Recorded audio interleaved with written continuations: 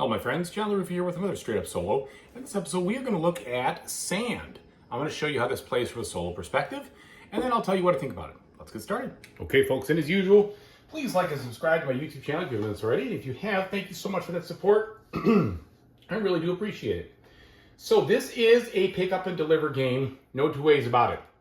But what's interesting about this game is that the actual travel from one place to another seems to take more effort than most pick up and deliver games that I've seen. And I'm not talking about effort like frustrating, I'm talking about things you have to spend to get there.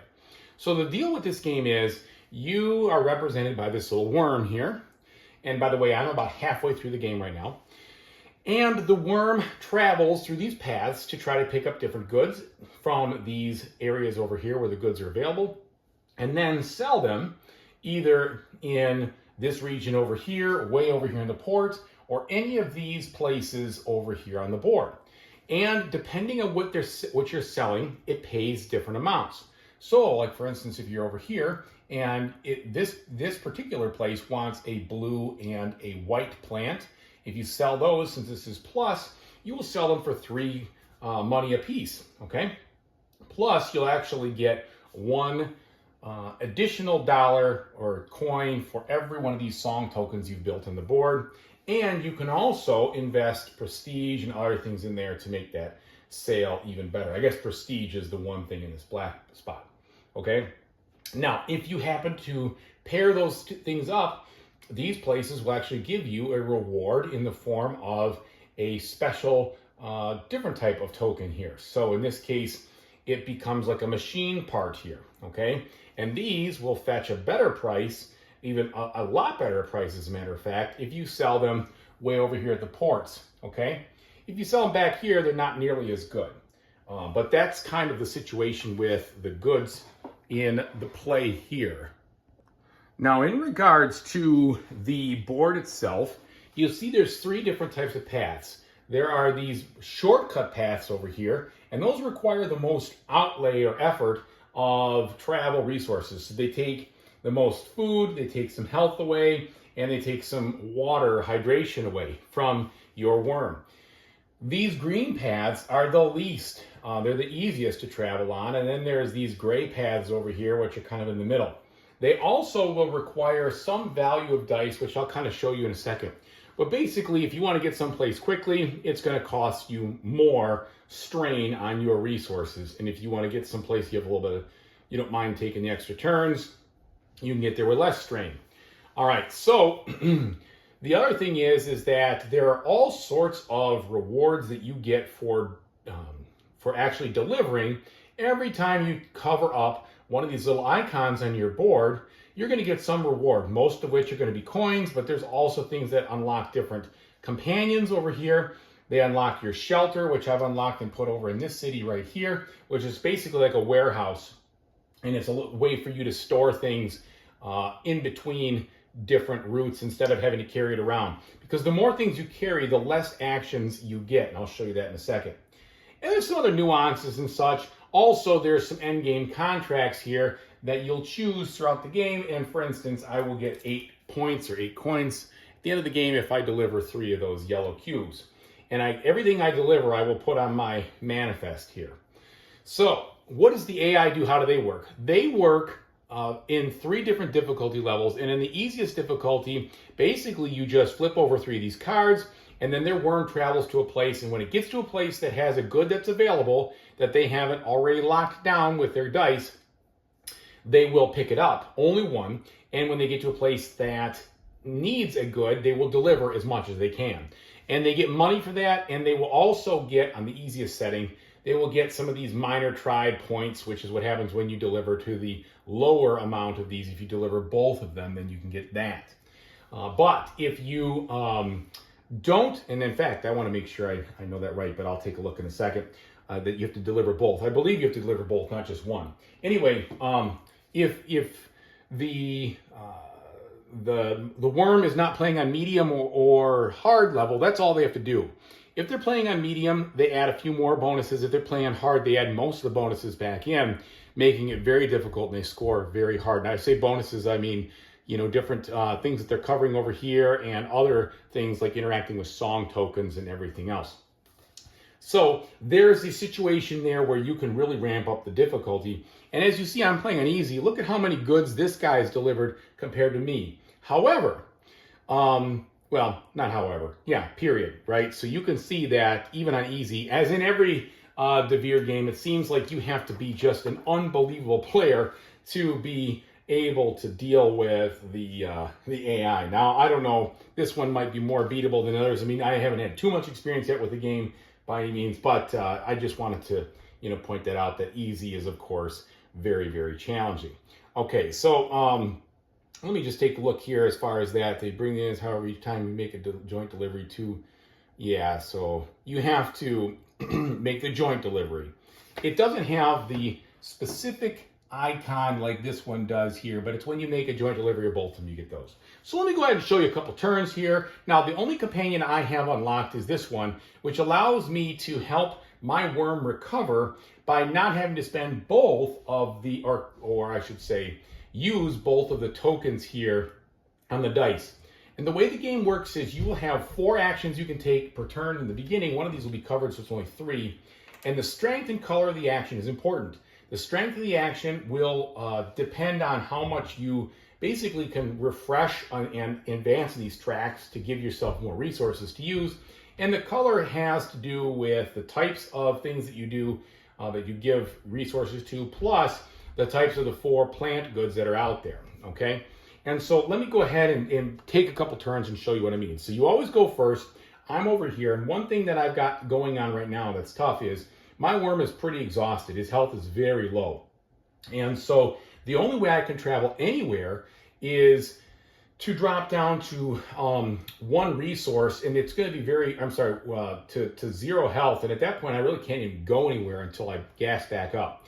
So I'm going to commit one of these, and normally it would be a black and a white die, and then you take the highest to get some health back. In this case, it's going to be the white die over here because it's companion. I'm going to commit that.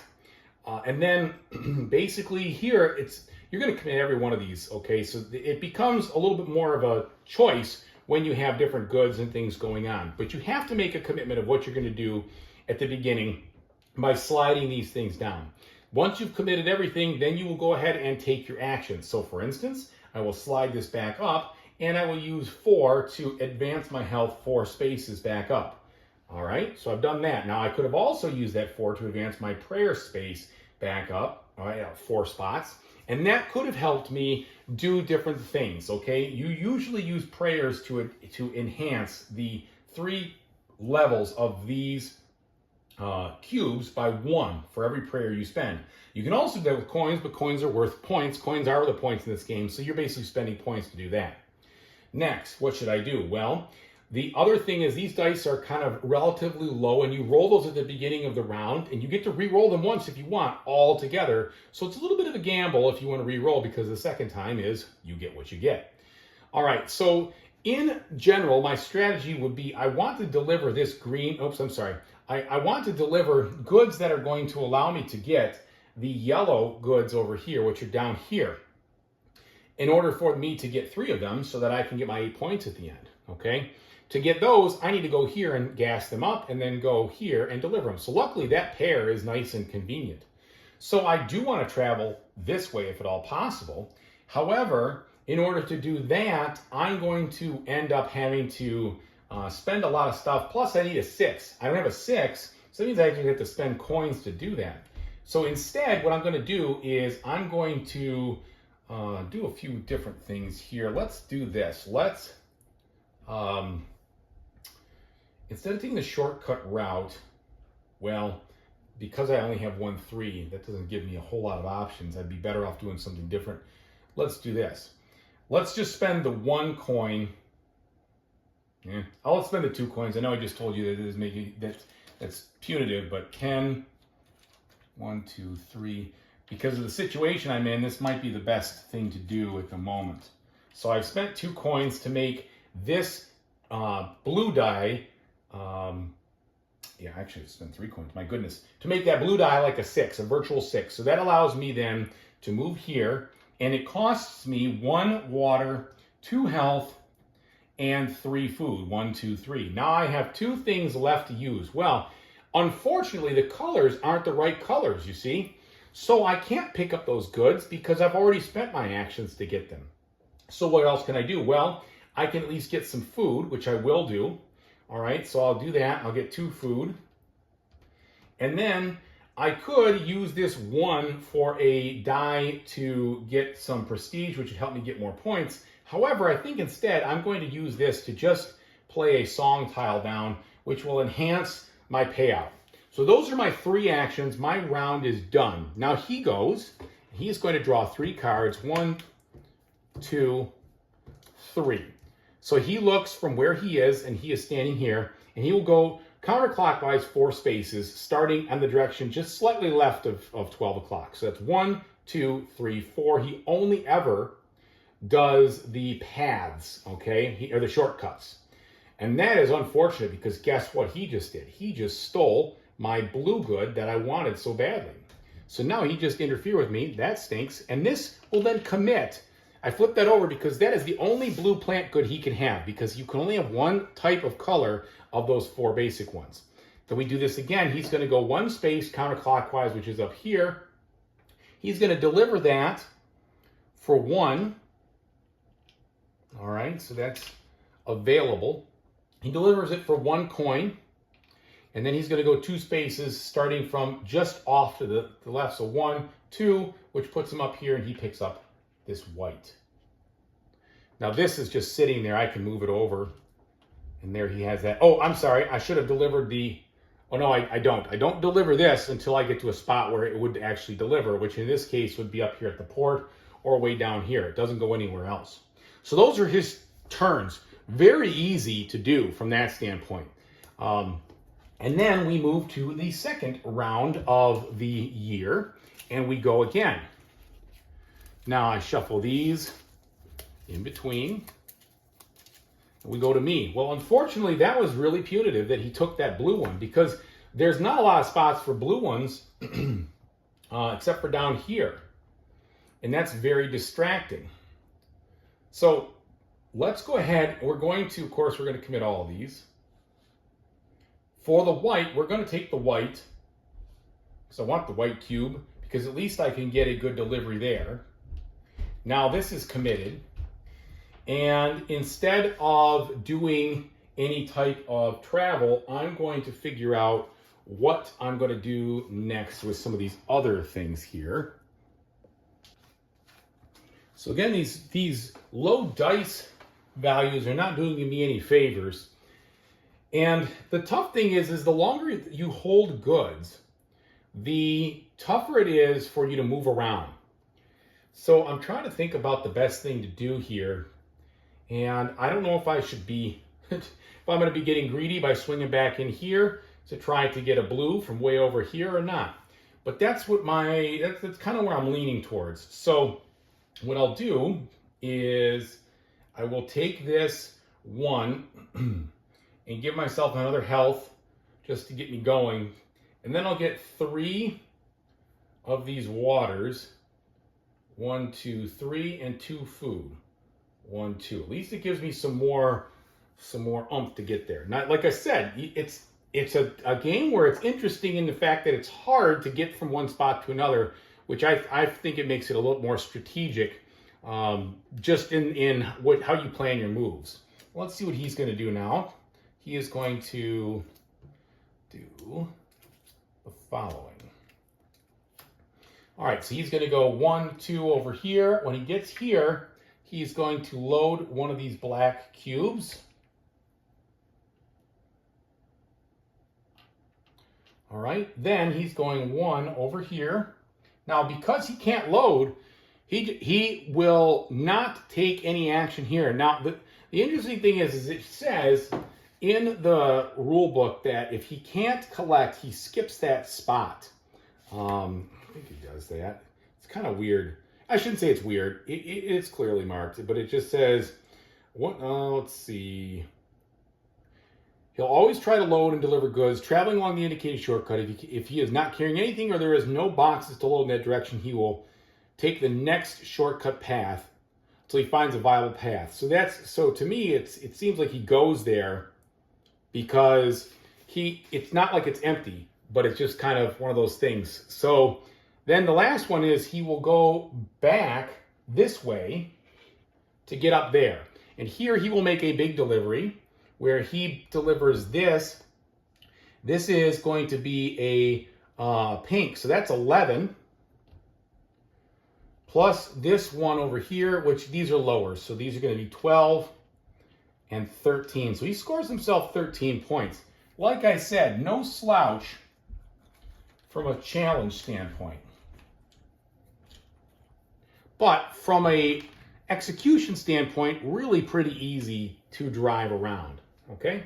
So then we go to the last round here, I should say the last turn in the round, and let's see if I can do what I was hoping to do, and I might not be able to do that much to make it worth my while. So back to me. I've got some health and other things. It's just these. I probably should have just gone through there, but we're gonna keep on moving. So I only have 3 actions I can take now because this one's already committed. So in regards to that, maybe I just cut my losses because it would be so punitive in points and everything to go down there.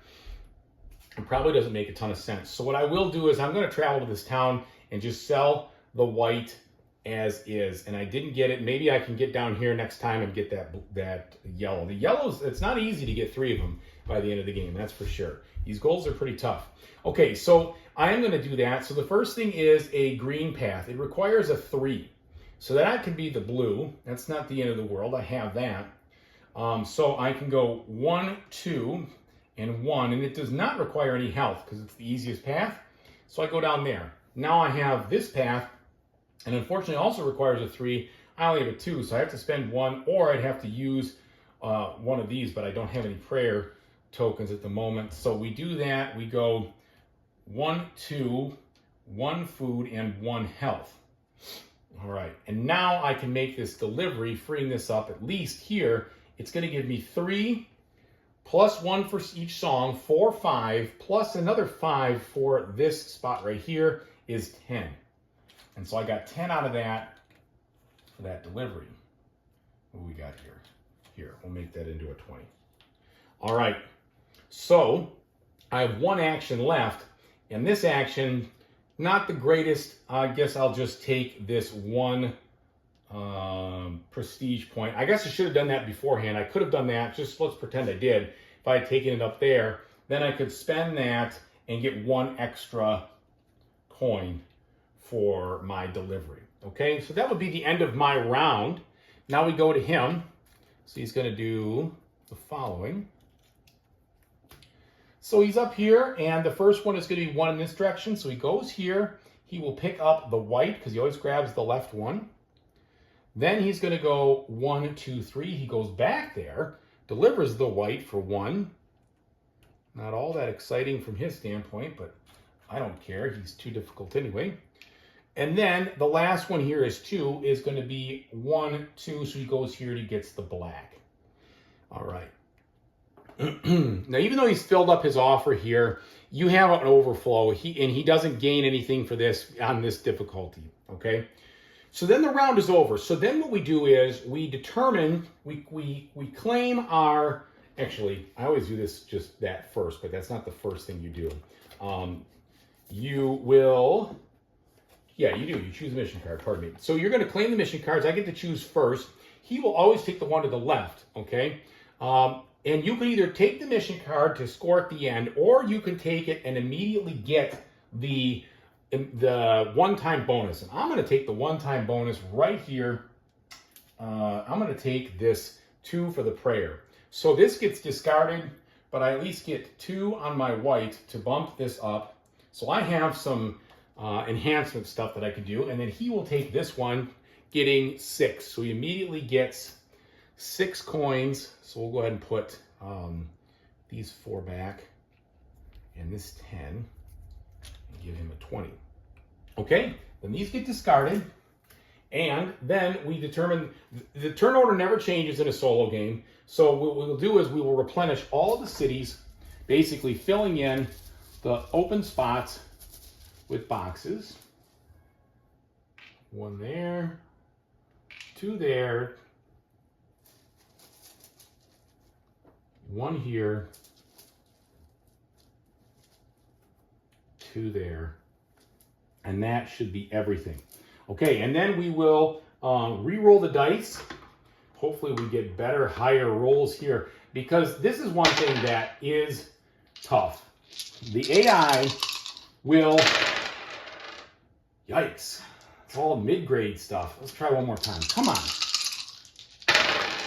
Oh my goodness. Wow. Well, that's awful. So that's the risk you take by re-rolling, because that is going to be really difficult. All right, so we bring these out, and these have a very small number on there. You will put the highest number to the left, because that is, in essence, the strongest of the cards. However they determine that. But you can kind of see it a little bit that these are, well, actually, I'm not exactly sure how they determine that, but I guess food maybe is a little stronger than hydration. Who knows? Anyway, so we're done there, and now we would then play another round. You do this 5 times. So there's 5 rounds, and the person at the end of the game, most money wins. Now, a couple things I didn't share with you. Number one, when you unlock these companions, what do they do? Well, this companion allows you to make it easier for you to heal. This one allows you to move twice. This one allows you to double stack your goods. And this one does a couple of different things. Number one, it lets you basically have this power lets you transfer things from wherever you are to your warehouse. So it makes it easier to do that. But also, it lets you, if you want, turn any of these goods into the highest good, the gray ones. And this good is worth a ton of points. It's very valuable when you trade up here. It's actually worth 13. However, if you do that, you cannot fulfill any of the end game conditions. The only thing you can do is from there on in, get them for their initial reward. So it's an interesting trade-off here of, do you go for this or do you go for these? It's one or the other. At the very end of the game, if you have collected 4 or more of each of these individual types of goods, you can get the key, and the key will give you an extra point for every one that you've collected. You also will get you'll get 1 point per song tile that you have on the board. That's what these are. If you have the most songs on the board, you will get 12 points if you have the most of these minor tributes to the minor tribes. And I think that's about the size of it. Then you score these, and then the person with the most money wins. All right, so let me tell you what I think about it. Okay, so there you have it. First of all, I want to correct one thing. It's 6 rounds in a 1 to 3 player game. So 6 rounds, not 5, 6. And that extra round definitely makes a difference. So first off, I will say this. I was able to beat the easy bot, even though it seems like it's doing pretty well. At the end, when you're playing easy, you get a lot more benefits if you fulfilled those cards, if you've played songs, if you've done a lot of the stuff, you can catch up. So it's not as hard to win as some of the other DeVere games. You know, I said it's tough. It still presents a challenge, but it's not as tough. I guarantee if I play it on medium or hard, it's gonna be a lot harder, especially that, because it delivers so many goods that with gathering those bonuses, it's going to score pretty high.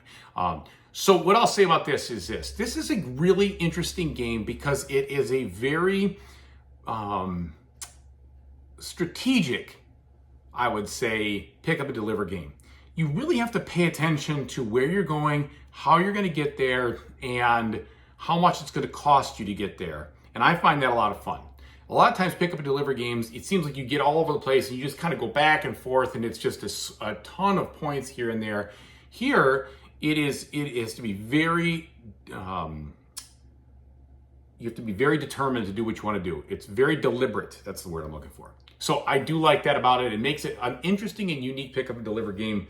The one thing that's tough is if you have a round with a bad roll, man, can that be difficult, because obviously the AI is not affected by dice at all.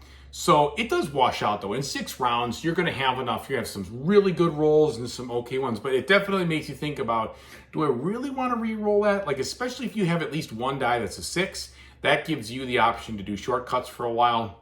And that's really good. So there's a lot of considerations. I just think this is a really fun game from a pick up and deliver standpoint. It is just, it's rich in decisions. The types of companions you choose, huge difference. You know, you got to say, man, it's really sinks to have to take 2 travel moves to get to one spot unless you take the shortcut. That's what that companion is that lets you take 2 travel moves with 1 action. Once you get that, it really allows you to get around the board a lot faster. And so that's big. However, so is the ability to get health with only using 1 action die instead of 2. That's huge. So is the ability to stack different goods where you can deliver the same type and stack them up. That's huge. And then of course that one that does some of the traveling moving for you. All those are really strong. It doesn't seem like there's any one that's like, oh yeah, it's obvious you do this first and this. You can definitely make them work, and you're not going to get all of them either. You're going to have to make some deliberate choices. I just think it's really cool. It's really fun. For people who like this kind of medium weight game like this, I think you really like it. Now, you could be frustrated with certain things. You could be frustrated that the dice, can be very punitive, and the AI is not affected by that, but that's part of the game. Just be a watch out, know what you're doing there. Also, the risk versus reward of those contracts. It takes a couple games to kind of feel like, okay, I get an idea of whether I'm going to be able to do this or not, and should I just get the quick and easy bonus, or should I go for it? Just a lot of good stuff in here. They packed it in. I don't feel that this game is that complex at all, but it does make for some very interesting decisions. So hopefully this playthrough helped you see if it's something you want to do from a solo standpoint. I think it's very fun. The solo bot is very easy to use and very easy to control. The longest thing about it is really, just shuffling the cards again. You don't even have to do that every time. I guess you could just go a couple of, 2 draws between shuffles or whatever if you want. But either way, great game. I'm really going to enjoy it. It's going to stick with me for a while. I'm very excited that I have it. And I hope that from your standpoint, you figured out if this is something you like or you will not like. So thanks again for watching. I really appreciate it. And whatever you decide to do in the future, I really hope you have a fantastic time doing it. Take it easy, everybody.